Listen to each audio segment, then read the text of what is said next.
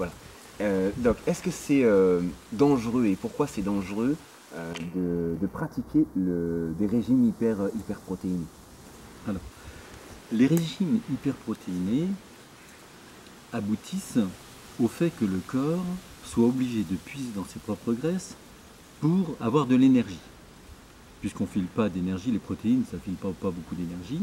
Là, c'est une question d'énergie. Donc, le corps tape dans ses triglycérides, il y a des acides gras libres qui sont utilisés à la place du glucose, et fabrique des corps cétoniques. Or, les corps cétoniques, c'est le plus grand leurre que le corps ait jamais inventé. 1, ça coupe la faim. 2, ça rend très tonique dans la tête, donc on a l'impression qu'on est en pleine forme, alors qu'en réalité, on est en acidocétose, en cétose en tout cas, sûre, et en acidocétose potentielle, notamment quand on fait des efforts. Donc là, c'est une situation pathologique, métabolique, qu'on peut tenir un certain temps, mais pas longtemps. Donc il faut en revenir après. Et on en revient en réintroduisant justement des sucres lents. Stop.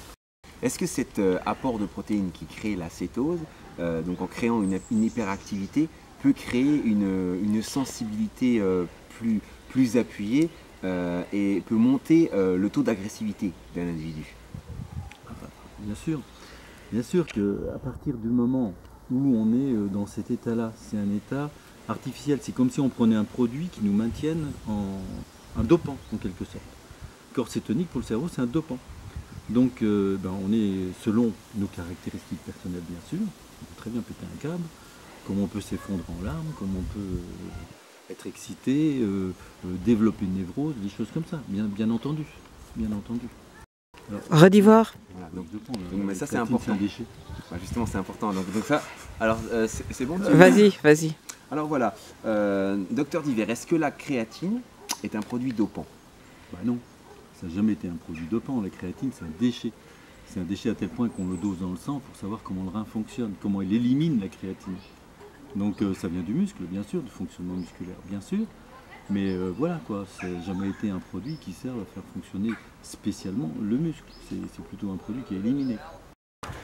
Alors, docteur Divers, j'ai des amis j'ai deux types d'amis. J'en ai qui ont pris des produits dopants en injection et qui m'ont dit qu'à cause de ça, ils avaient eu une ablation du rein.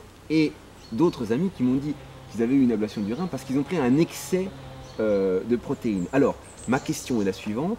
Est-ce que l'excès de prise de protéines est directement lié à une insuffisance rénale? Je ne pense pas qu'on puisse dire ça. On peut dire que quand il y a insuffisance rénale, l'urée augmente. Donc l'urée c'est un déchet azoté, c'est un déchet protéinique, on est d'accord. Et les protéines, elles sont traitées essentiellement par le foie. Donc le rein c'est un filtre.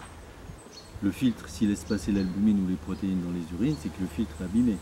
Mais directement, on ne peut pas dire que c'est les substrats qui sont filtrés qui abîment le filtre. Voilà.